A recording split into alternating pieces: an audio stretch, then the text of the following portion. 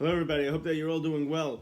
Hope everybody had a wonderful Shabbos. It was good to see some of you in shul, and those who were not yet able to make it, I hope that we'll be able to see you soon. This coming Friday, Thursday night, is the Yom Tov Shavuos, and this year, for this reason, this week we're going to take a break from Hilchos Shabbos, and we'll discuss relevant halachas for the upcoming Yom Tov. The first thing we'll mention is that there's a minhag of putting out flowers on the Yom Tov of Shavuos. Many shuls put out flowers, and certainly some people buy flowers or extra flowers more than they would do on a regular Shabbos Yom Tov to put out for Shavuos. There's two reasons for this. The first reason is to remember Har Sinai. Har Sinai was with flowers and it was beautiful, so it's a zeicher for Har Sinai. The other reason is because the Gemara in Rosh Hashanah says that on Shavuos we are judged for peiros, fruits. Fruits are very important. We take it for granted, but fruits are a very important part of our ecosystem, and they feed the animals, which keep everything alive.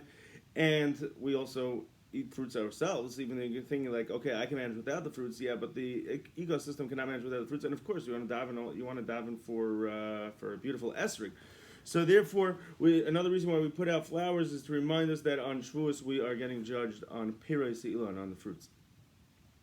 Another minhag is to eat dairy food, to eat milchiks, dairy food, on Shavuos.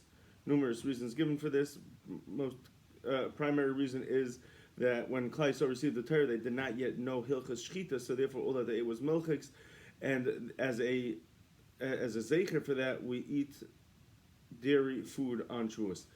So now, there's different minhagim. Some people will not eat dairy as the entire Suda because the Suda's Yom Tov should be meat. So some people will just have dairy for Kiddush. Some people will split up their Suda into two parts, eating first the milchiks and afterwards the fleishiks, afterwards the meat. Some people, and many have the minhag to have some of the Sudas be entirely dairy, and all of these minhagim are acceptable. Whatever your minhag is, it's all good. But where halacha does come into play is separating between the milchiks and the fleishiks. After you eat dairy, you don't have to wait 6 hours or 5.5 hours, whatever your minhag is, that you have to wait after eating meat before eating dairy. But you can't just go straight from eating dairy into eating meat. There's a few things that have to be done.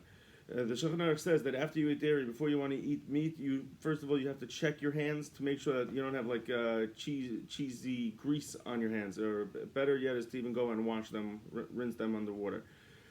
Then you have to do what's called kinuach v'hadacha, which means that you have to wash your mouth out and wipe your mouth out. Wash your mouth out means take a drink, gargle the water a little bit, like just take a little bit of water. You don't have to spit it out. You can just take any drink and swish it around your mouth drop. And you also have to eat something. You have to eat something solid, a piece of challah, a par of cookie. Eat something solid in between. It doesn't matter if you first rinse your mouth out and then eat something, or you first eat something and then rinse your mouth out. The order doesn't make a difference as long as you do both of those steps. So again, there are three things you have to do. You have to make sure your hands don't have any cheese on them.